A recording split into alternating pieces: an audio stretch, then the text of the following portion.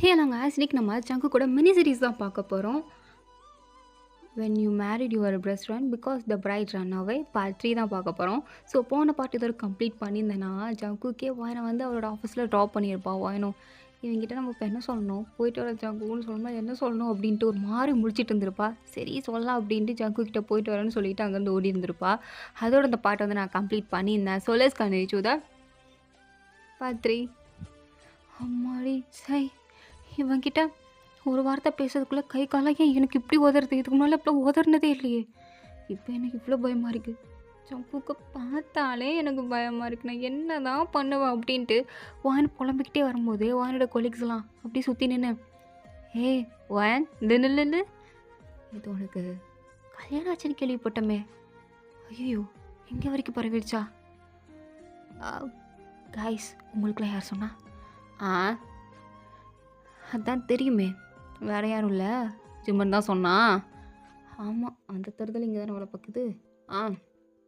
ஆமாம் ஆயிடுச்சு. அதுக்கு என்னப்போ? ஆயிடுச்சு தான், அதுவும் சங்கு கூடையாம்ல. வேற என்ன, நாங்களாம் முதலே சொல்லிகிட்டு இருந்தோம்ல, கண்டிப்பாக இவளுக்கும் ஜங்குக்கும் ஏதோ இருக்குது. ஏன்னா நீங்கள் 2 பேர் சுற்றுறது, அவன் ஒன்று பிக்கப் பண்ண வர்றது, ட்ராப் பண்ண வர்றது, நீங்கள் 2 பேரும் பண்ணுற சேட்டையை பார்த்தாலே எங்களுக்கு டவுட்டாக தான் இருந்தது. என்னைக்காவது ஒரு நாள் இப்படி ஒரு சம்பவம் நடக்கும்னு எதிர்பார்த்தோம். பட் நடந்துடுச்சு. ரொம்ப சீன் போடாதீங்க, தெரியுதுல்ல, தள்ளிப்போங்க. வாயன் வெக்கப்படுறியா? நானா வெக்கமா? ஐயோ நான் அதெல்லாம் ஒன்று பண்ணல, சும்மா இருங்கடி அப்படின்ட்டு வாயன் எல்லாரையும் திட்டு விட்டு அப்படியே வேலை பார்க்க உட்காடுறான். மைண்ட் அங்கே இல்லவே இல்லை.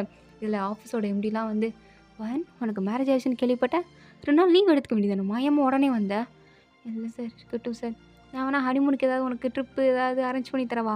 ஐயோ வேணாம் சார், உங்கள் நல்ல மனசுக்கு ரொம்ப நன்றி சார், எனக்கு எந்த கல்யாணம் எதிர்பாராமலாம் சார் நடந்தது அப்படின்னு மனசில் நினச்சிட்டு, இருக்கட்டும் சார், நீங்கள் கேட்டதே எனக்கு மனசாக அப்படி நிறைஞ்சி போன மாதிரி இருக்குது.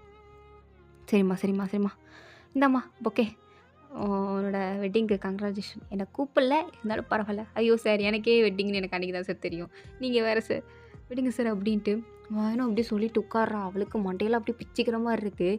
இங்கே ஜங்குக்கா ஆஃபீஸ் போனால் அப்படியே டெரராக இருக்கா, எல்லாருக்கும் பயமாக வர இருக்குது, திட்டு வரோம் அப்படின்ட்டு எல்லாரும் அங்கே சீரியஸாக வேலை பார்த்துட்டு இருக்கும்போது ஜங்குக்கு அவங்க அம்மா கால் பண்ணுறாங்க. ஜங்குக்கு கால் அட்டன் பண்ணி, என்னம்மா? டேய் காலைல பிரேக்ஃபாஸ்ட் சாப்பிட்டே இல்லையா? ஆண்டி கொடுத்து விட்டாங்க, சாப்பிட்டுட்டேன். அதானே பார்த்தேன், நான் இப்போ பிரேக்ஃபாஸ்ட் கொண்டு வந்து உன் வீட்டு வாசல் நின்றுட்டுருக்கேன், நீ என்னன்னா ஆஃபீஸ் போயிட்ட.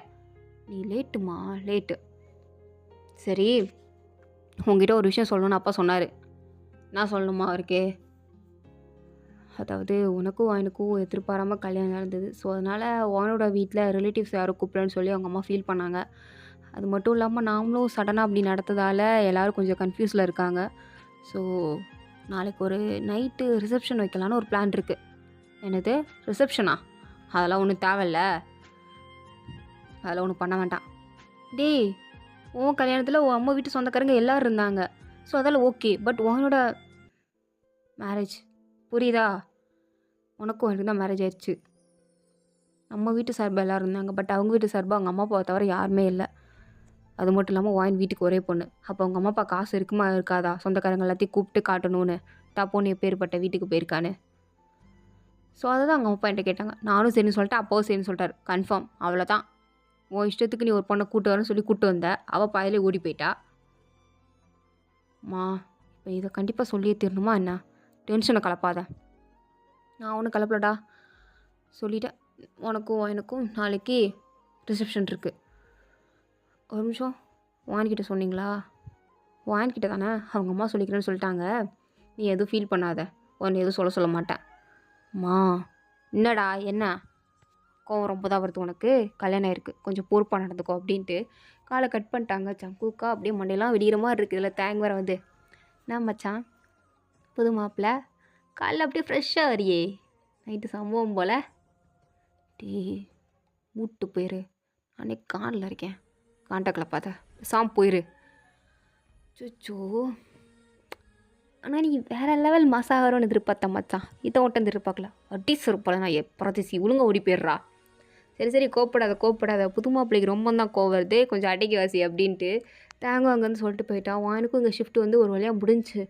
அப்பாடி நல்ல வேலை. என்ன எல்லோரும் ஆஃபீஸில் இப்படியே ஓட்டுறாங்க, கல்யாணம் இப்படியே ஓட்டுவாங்க? அதானே இதுக்கு முன்னாடி கல்யாணம் ஆகி வந்த கொலீக்ஸ்லாம் நான் எப்படி ஓட்டியிருக்கேன், அதானே எனக்கும் நடக்கும். ஆனால் எனக்கு நடந்தது ஃபஸ்ட்டு கல்யாணமா? கடவுளே எதுக்குன்னு இப்படி சோதிக்கிற? எனக்கு கல்யாணம் நடந்த மாதிரியே ஃபீல் ஆகலை. ஆனால் சங்கு கிட்ட முன்ன மாதிரி பேச முடியல. ஒரு மாதிரி இருக்கு எனக்கு. ஏன் இப்படி பண்ணுற அப்படின்ட்டு வான்னு புலம்பிக்கிட்டே ரோட்டில் நடந்து வந்துக்கிட்டு இருக்கா பஸ் ஸ்டாண்டில்.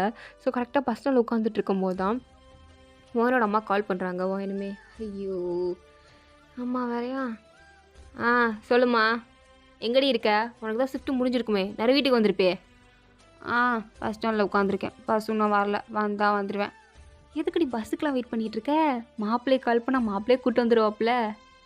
மாப்பிள்ளையா? மாப்பிள்ளை யாருமா உனக்கு? வேறு யார்? உன் புருஷன் தானே, ஜங்குக். ஐயோ அம்மா இது திருப்பி சொல்லாதம்மா, பயமுடுமா. ஏன்டி ஏன் ஏன் வெக்கப்படுறா? ஐயோ கரும்புமே நான் வெக்கலாம் பண்ணல, தயவு செஞ்சு அப்படி பேசாத, பாய மூடு. சரி நீ திருந்த மாட்டா, நான் எதுக்கு கால் பண்ணுற விஷயத்த சொல்கிறேன். அது சொல்லு. நாளைக்கு உனக்கும் ஜங்குக்கும் ரிசப்ஷன், சரியா? என்னது ரிசப்ஷனா? யாரை நீங்களும் அதில் முடிவு பண்ணுறீங்க? யாரடி கேட்கணும்? உனக்கும் ஜங்குக்கும் நேற்று கல்யாணம் ஆச்சு. ஜக்கு கூட வீட்டில் எல்லோரும் இருந்தாங்க. நம்ம வீட்டு சார்பா நானும் அப்பா மட்டும் தான் இருந்தோம், வேற யாரும் இல்லையே. ஏன் அது போதாதாக்கும்? வயன் நீ எங்களுக்கு ஒரே பொண்ணுடி, சொந்தக்காரங்களாம் கூப்பிட்டு பெருசாக கிராண்டாக பண்ண வேண்டாமா? நீயும் பிடுங்க வேண்டாம், பொண்ணுடி கிளிக்க வேணாம், அதெல்லாம் எனக்கு தெரியாது. நாளைக்கு ரிசப்ஷன், உன் ஃப்ரெண்ட்ஸ் எல்லாம் கூட நான் இன்வைட் பண்ணிட்டேன், நீ எதுக்கும் ஃபீல் பண்ண வேணாம். அம்மா ஏம்மா என்ன கேட்காம இதெல்லாம் பண்ணிகிட்ருக்க? இதுடி உன்னை கேட்கணும், கல்யாணம் பண்ணிக்க போகிறது நான் தானம்மா. வயன் ஆல்ரெடி உனக்கு கல்யாணம் ஆயிடுச்சுடி. சாரி, அதான் எனக்கு தான் ஆயிடுச்சுல்ல, அப்படிலாம் முடிவு பண்ண வேண்டியது நான் தானே. உனக்கு சொன்னால் புரியாது, நான் ஜங்குக்கு வர சொல்லிட்டேன், நீங்கள் 2 பேரும் போய் ஷாப்பிங் பண்ணிட்டு வாங்க. ஏன்னா ரிசப்ஷனுக்கு நல்லா கிராண்டாக ட்ரெஸ் பண்ணும்ல, ஸோ ஜங்குக்கே உனக்கு கூப்பிட்டு போகிறேன்னு சொல்லிட்டானா அவங்க அம்மா சொன்னாங்க. இப்போ வந்துடுவான், நீ பஸ்ஸில் ஏற தேவையில்ல அப்படின்ட்டு அவங்க அம்மா கட் பண்ணிட்டாங்க. வயனுக்கா என்னது ஜங்குக்கு வரானா? அப்போனா நான் உடனே பஸ் ஏறி போகணுமே, ஐயோ பஸ் வர மாட்டேக்கே, டாக்ஸி பிடிச்சி போயிடலாமா அப்படின்ட்டு அவன் மாட்டுக்கு ஒரு மாதிரி படப்பட நின்றுட்டு இருக்கும்போது பைக்கில் ஒரு பையன் வந்து நிற்கிறான். வாயனுமே யாரா இவன் அப்படின்னு பார்த்துட்டு இருந்தா, அது வேறு யாரும் இல்லை, ஜாக்சன் தான். வாயன் கூட இதுக்கு முன்னாடி காலேஜ் படித்தான். ஸோ வாயனுமே அவனை பார்த்துட்டு, டேய் நீ என்னடா இங்கே பண்ணிகிட்டு இருக்க? ஒன்றும் இல்லை, இந்த பக்கம் சும்மா வந்தேன். நீ திருன்னு முடிச்சிட்டு இருக்கதா பார்த்ததும் ஒரு மாதிரி டவுட்டாக இருந்தது. என்ன? ஆமாம் எப்பயுமே நீ ஜங்கு கூட தானே சுற்றுவேன், எங்கே அப்போ அவனை காணோம்? அவனை பற்றி பேசாதா. பேச வேணாமா? சரி எங்கே போகணும்? வா நான் ட்ராப் பண்ணுறேன். நல்ல வேலை நீ அதை வந்து இந்த வாரம் அப்படின்ட்டு வா நீ ஏற போகும்போது தான் அப்படியே கரெக்டாக அவளுக்கு முன்னாடி ஒரு கார் வந்து நிற்கிது. வான்னு அப்படியே ஷாக் ஆகி பார்க்குறா.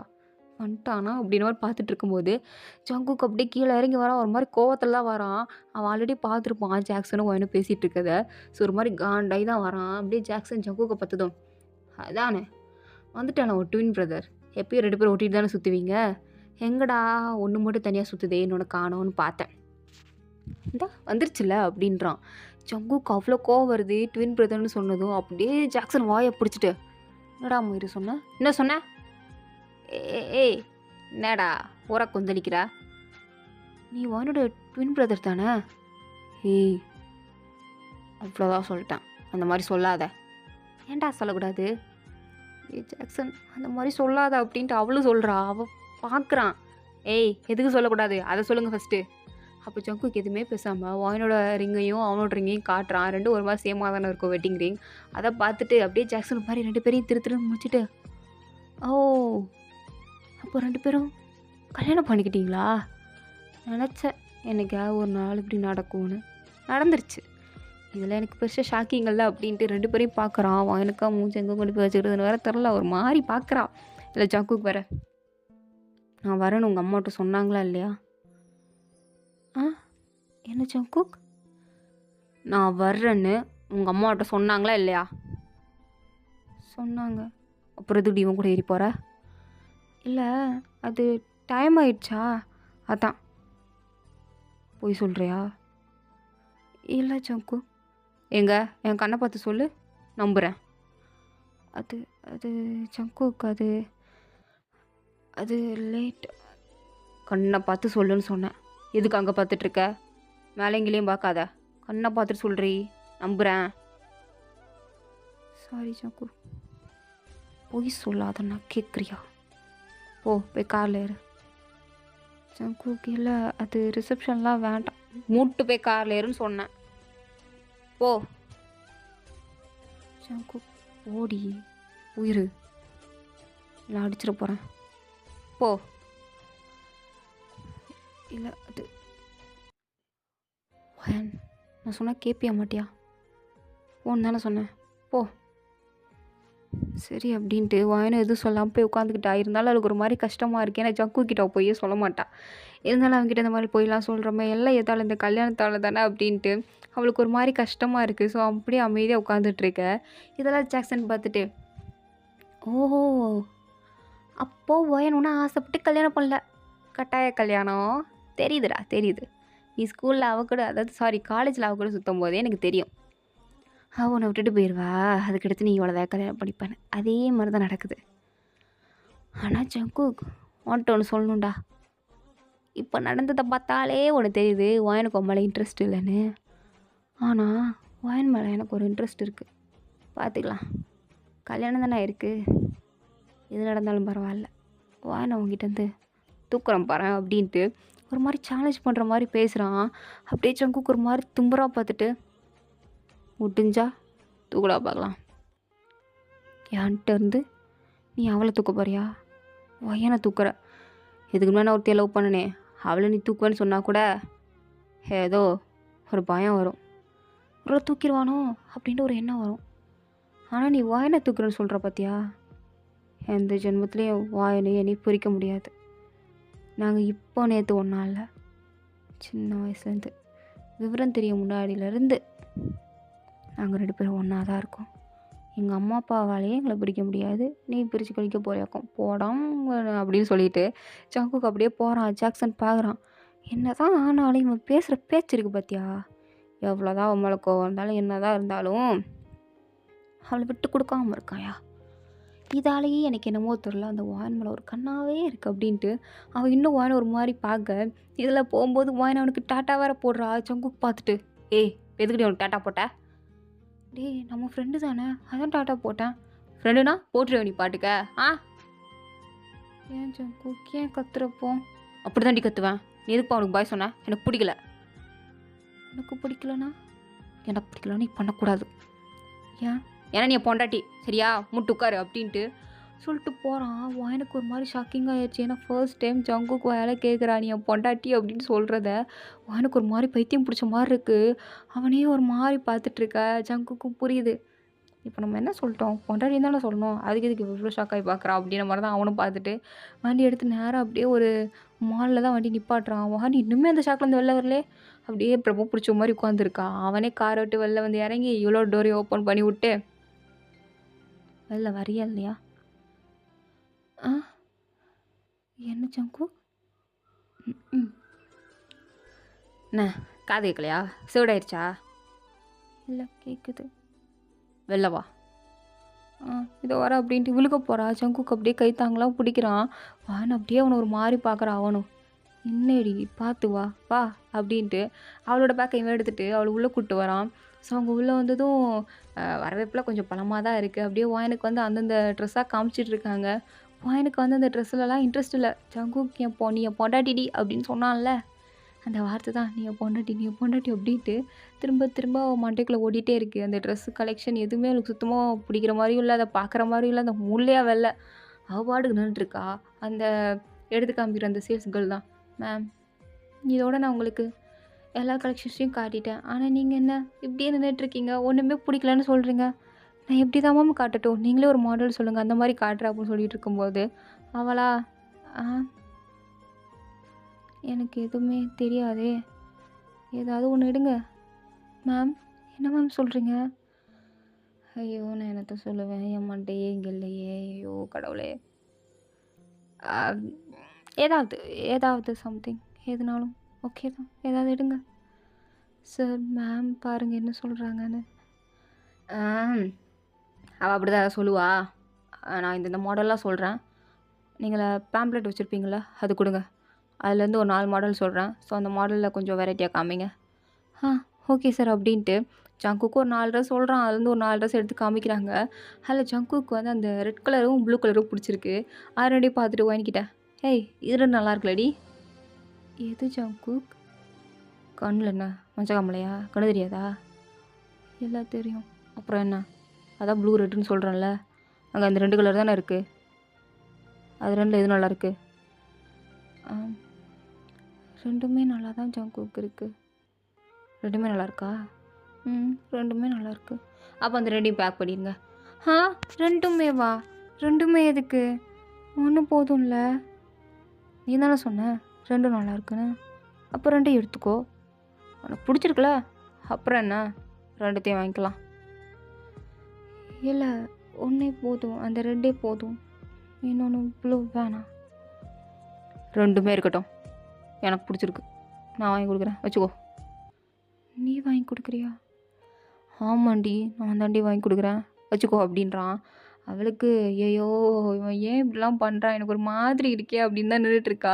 இதில் நெக்ஸ்ட்டு ஸ்லிப்பர் வேறு செலக்ட் பண்ணும் போல். அப்படியே வாயினை உட்கார வச்சு ஜங்குக்கு ஒன்று ஒன்றா காலில் போட்டு பார்த்துட்ருக்கான். வாயினெலாம் செத்துட்டா. அப்படியே அவனையே பார்த்துட்ருக்கான். அவன் 4-5 செருப்பாக எடுத்து எடுத்து போட்டுட்ருக்கான். வாயினுக்கு இதுக்கு மேலே முடியல போல். அவளே ஜங்குக்கு ஸ்டாப் பண்ணி, நீ இப்படி பண்ணாத. ஏன் பண்ணக்கூடாது? ஜங்குக்கு உனக்கு புரியுதா? நம்ம ஃப்ரெண்ட்ஸ். இப்போ நம்ம ஃப்ரெண்ட்ஸ் இல்லை வாயன். ஏன் கல்யாணம்னா ஃப்ரெண்ட்ஸாக இருக்கக்கூடாதா?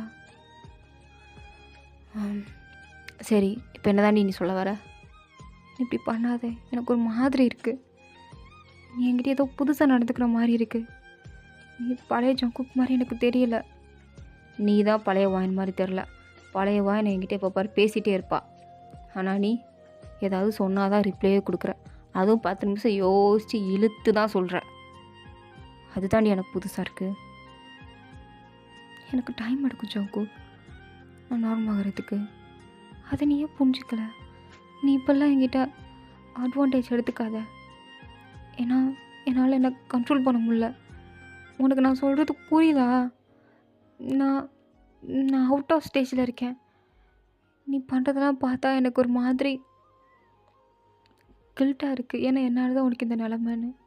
சேம் டைம் எனக்கு உன் மேலே ஃபீலிங்ஸ் வந்துடுமோன்னு வேறு பயமாக இருக்குது. ஏன் வந்தால் என்ன?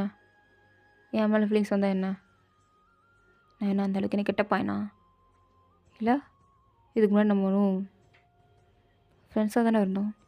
ஏன் தப்புன்னு நினைக்கிறியா?